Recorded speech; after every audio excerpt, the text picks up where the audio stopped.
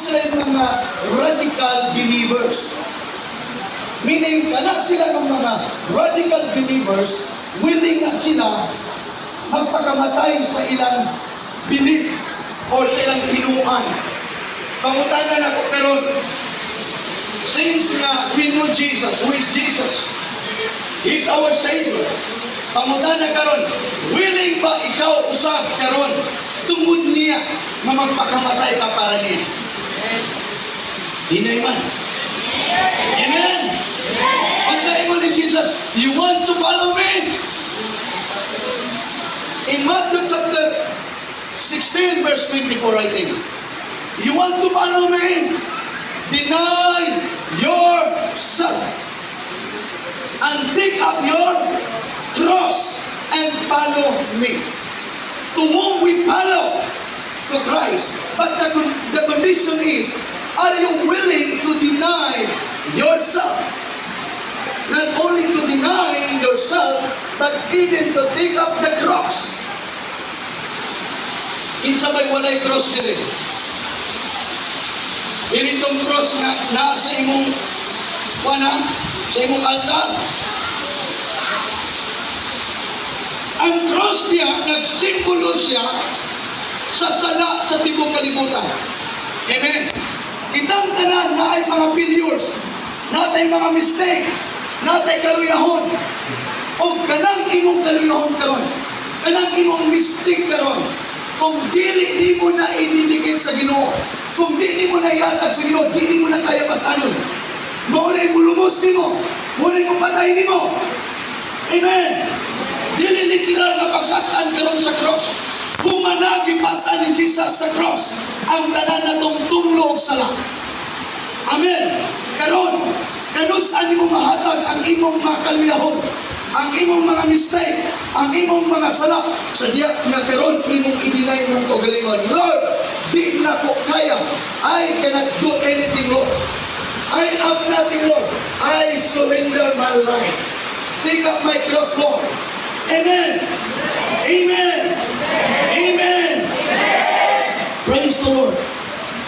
Karon nga panahon, gikinahanglan extreme ka for Jesus.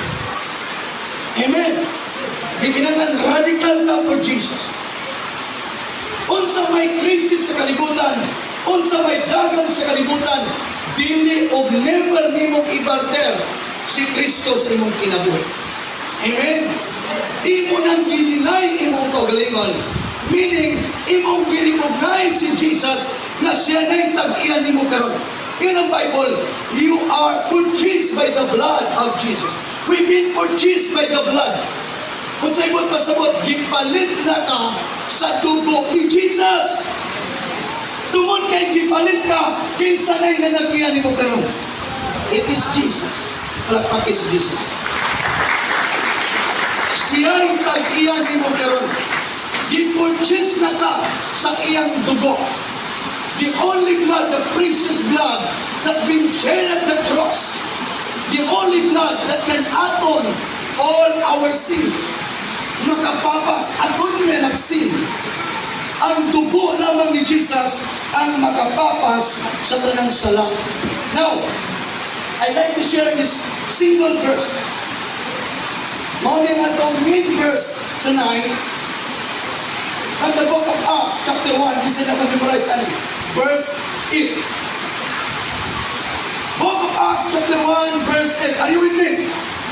What the Bible says, you shall receive power. You shall receive power when the Holy Spirit comes upon you. And you shall be my witnesses from Jerusalem, Judah, Samaria, until the ends of the earth. Dumog ba ang tingog? Dumog? Wala may dumog. Ang sayin sa Bible, makadawat kag gahom kung saran ka sa Espiritu Santo. Pila ba nato karong ganahan or excited ka makadawat sa gahom sa Diyos? Pataas ang kamay.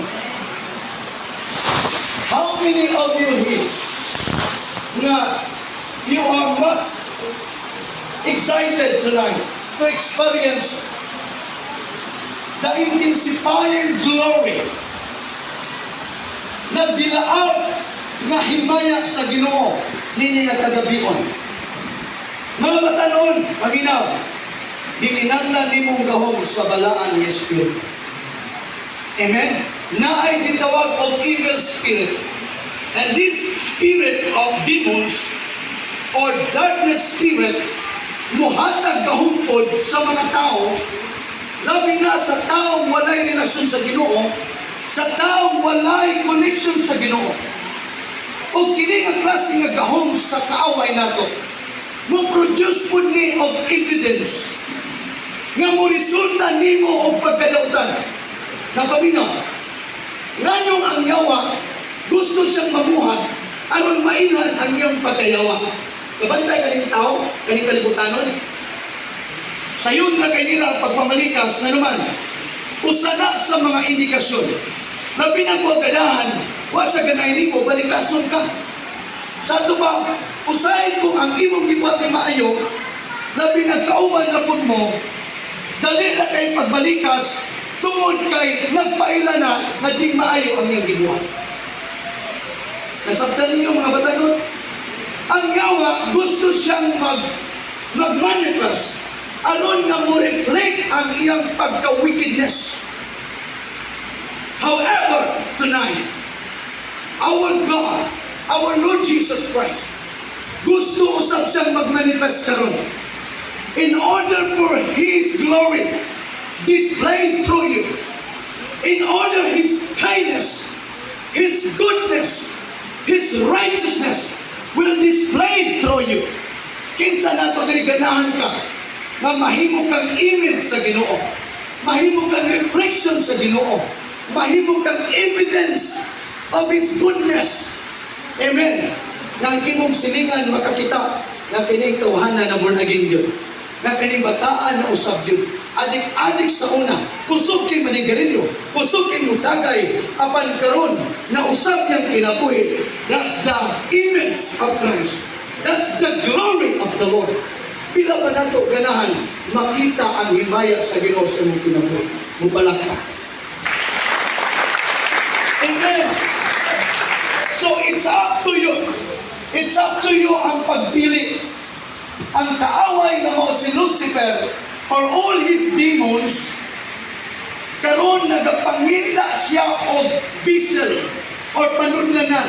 Asa siya mo position, asa siya makamanipulate, asa siya makamanifest in order to display his wickedness, in order to display his lies. Anyang pagkadautan, apan naanin mong pagpili karon.